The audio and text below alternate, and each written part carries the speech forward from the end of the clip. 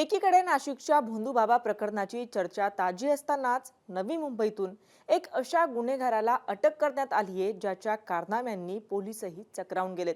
21 वर्षांचा आदर्श म्हात्रे, ज्याने स्वतःला इस्रोचा शास्त्रज्ञ, डॉक्टर आणि बँकिंग अधिकारी भासवून अनेक महिलांचं आयुष्य उद्ध्वस्त केलंय। तंत्रज्ञानाचा वापर करून फसवणुकीचा हा हाय प्रोफाईल खेळ नेमका काय आहे, पाहूयात या व्हिडिओतून। नमस्कार, मी छाया आणि आपण पाहताय मुंबई तक। फक्त 10वी पास असलेल्या 21 वर्षीय आदर्श म्हात्रेची मोडस ऑपरेंडी थक्क करणारी आहे। आदर्श म्हात्रे याने मॅट्रिमोनी साइट्सवर 12 वेगवेगळ्या नावांनी बनावट प्रोफाइल्स तयार केले होते। स्वप्नील वारुळे, हेमंत गायकर, नहुष म्हात्रे, रुद्रेश गोंधळी अशी वेगवेगळी नावं त्याने वापरल्याचं समोर आलंय। तो अत्यंत चालाखीने आपली ओळख बदलून महिलांचा विश्वास संपादन करायचा। ज्या महिला उच्च शिक्षित आहेत, डॉक्टर, इंजिनियर आणि बँक अधिकारी आहेत आणि ज्यांना गलगट्ट पगार आहे, अशा महिलांना तो आपलं लक्ष करायचा।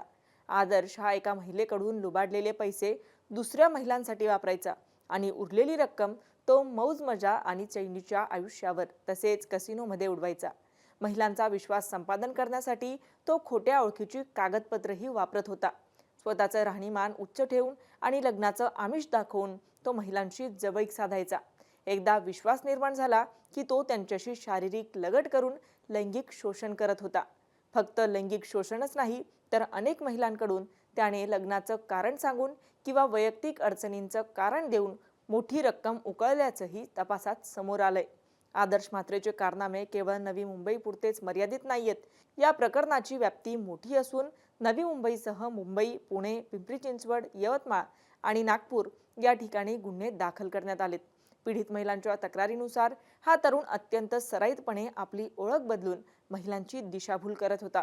पोलिसांनी शुक्रवारी आदर्शला अटक केली आहे। नवी मुंबई पोलिसांनी आरोपीला अटक केल्यानंतर या प्रकरणातील धागेदोरे पुण्यातही आढळले आहेत। त्यामुळे आता पुणे पोलिसांनी आरोपीचा ताबा घेतला असून अधिक तपास सुरू केलाय। त्याच्या संपर्कात आणखी किती महिला होत्या आणि त्याने आतापर्यंत एकूण किती लाखांची फसवणूक केली आहे, याचा शोध पोलीस घेत आहेत।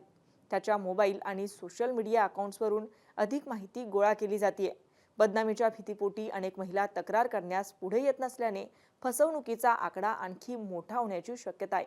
भोंदू अशोक खरात प्रकरणानंतर महाराष्ट्रात फसवणूक आणि अत्याचाराची प्रकरणं समोर येत आहेत। राज्यात घडत असलेल्या या घटनांविषयी तुम्हाला काय वाटतं? तुमची मतं काय? आम्हाला कमेंट करून नक्की कळवा आणि मुंबई तकला जर आपण नवीन असाल तर मुंबई तक चॅनलला सबस्क्राईब करायला विसरू नका। हा व्हिडिओ पाहिल्याबद्दल धन्यवाद।